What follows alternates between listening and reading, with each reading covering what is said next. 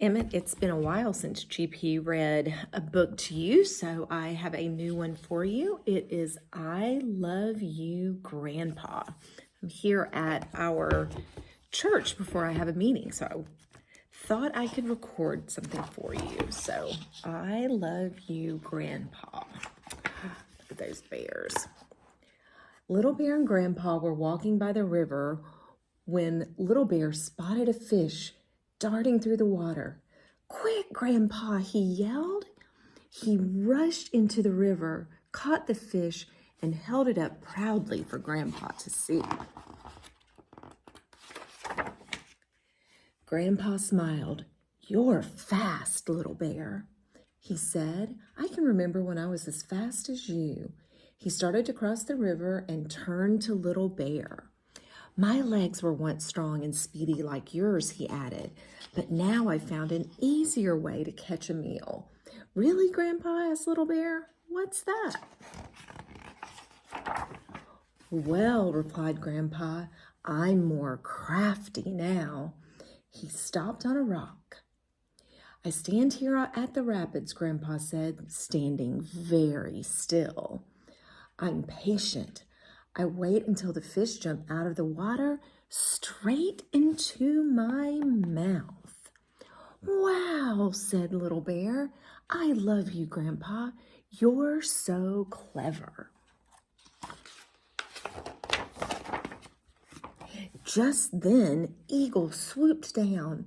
The beat of his wings ruffled the bear's fur. They saw his sharp claws. Little Bear ran straight up a tree. Grandpa smiled. "I can remember when I could climb a tree as well as you," he said. "My arms were strong, but now I don't need to run away." "Really, Grandpa?" asked Little Bear. "What do you do instead?" "Well," replied Grandpa, "I'm bolder now." When Eagle swooped again, Grandpa barked in his deep, gruff voice. He roared, and Eagle swerved away over the mountains.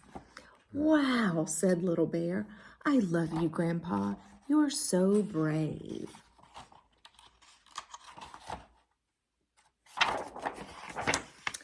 They walked on until they came across a slope where the earth was softer and deeper.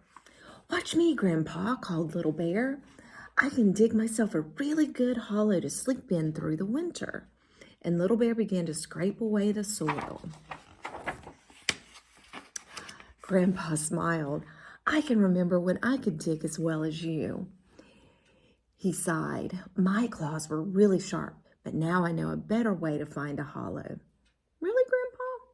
frowned Little Bear. "But where do you spend the winter?" "Well," replied Grandpa, "I'm wiser now. All I need to do is find a hollow tree." He padded through the woods in front of Little Bear. "Follow me," he called, and he led Little Bear to a huge tree. In the middle of its massive trunk was a snug hollow. "I love you, Grandpa," laughed Little Bear. "You know so much." Little Bear looked up at Grandpa. "Will I ever be as crafty, brave, and wise as you?" he asked. "Of course you will," replied Grandpa. Shall I start teaching you now?"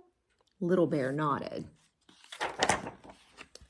So Grandpa took Little Bear to the rapids and taught him the crafty way to catch a fish and the brave way to scare a bird away. Little Bear learned quickly. Soon soft flakes of snow began to fall. "It's time to fall into a hollow tree big enough for two," Grandpa said, and he helped Little Bear to choose wisely. Little Bear snuggled up to Grandpa. He felt really good. "I love you, Grandpa," he laughed. Grandpa ruffled Little Bear's messy head. "I love you too," Grandpa said. And that is the story of I Love You, Grandpa. And you know what? Your grandpa loves you a lot.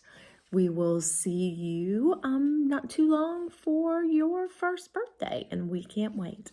Stay tuned for more books.